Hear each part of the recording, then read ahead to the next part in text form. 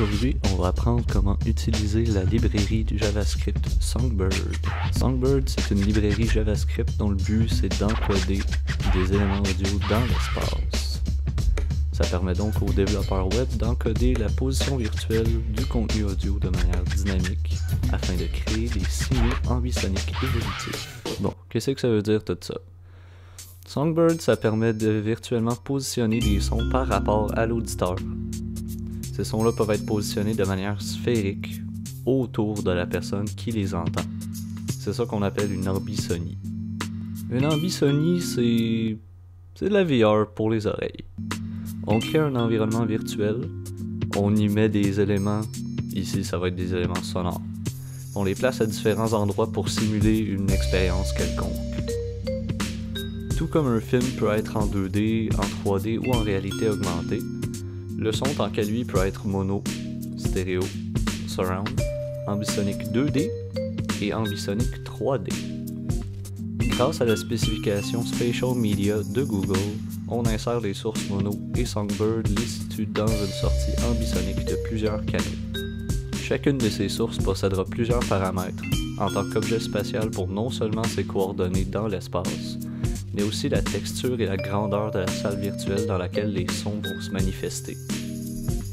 Afin de pouvoir répliquer une véritable ambisonie, donc une qui utiliserait un grand nombre d'haut-parleurs, dans un système stéréo ou binaural comme des écouteurs, Songbird exploite Omnitone, une autre librairie qui, elle, implémente du décodage ambisonique et un rendu binaural à l'API Web Audio.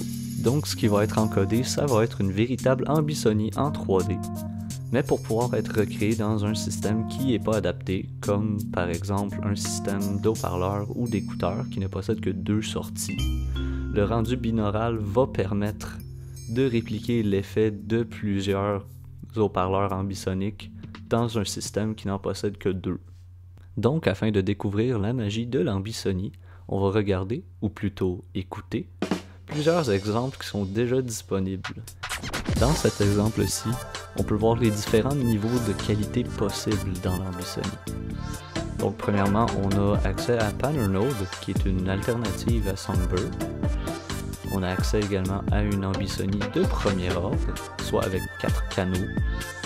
Une ambisonie de troisième ordre, soit avec 9 canaux.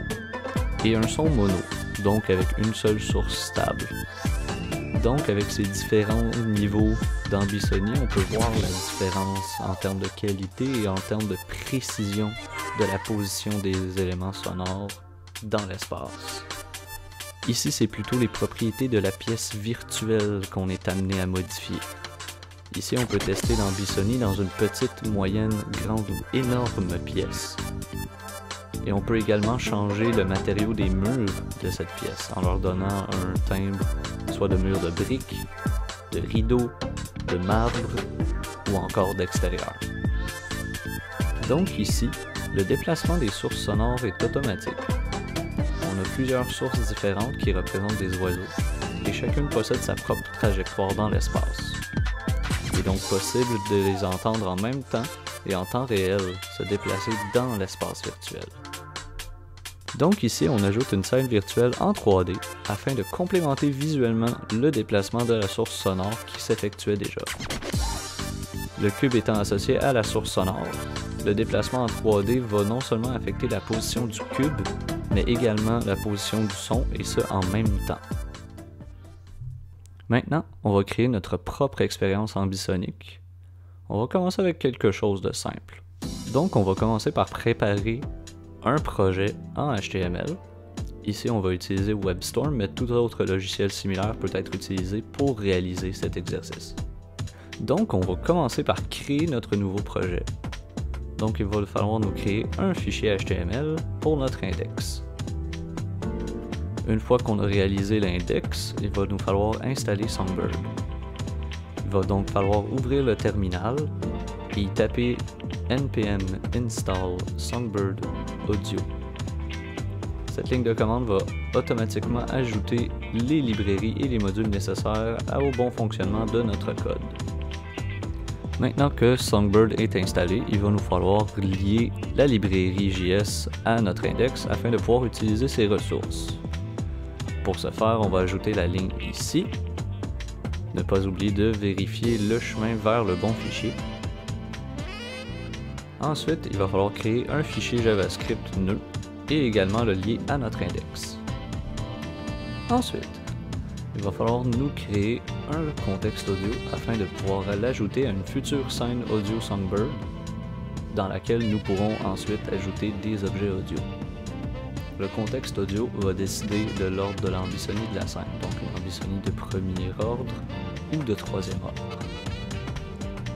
Donc, afin de pouvoir régler la sortie du son, il va falloir ajouter cette ligne ici pour que le son sorte à un format propice à la sortie audio qui est couramment utilisé.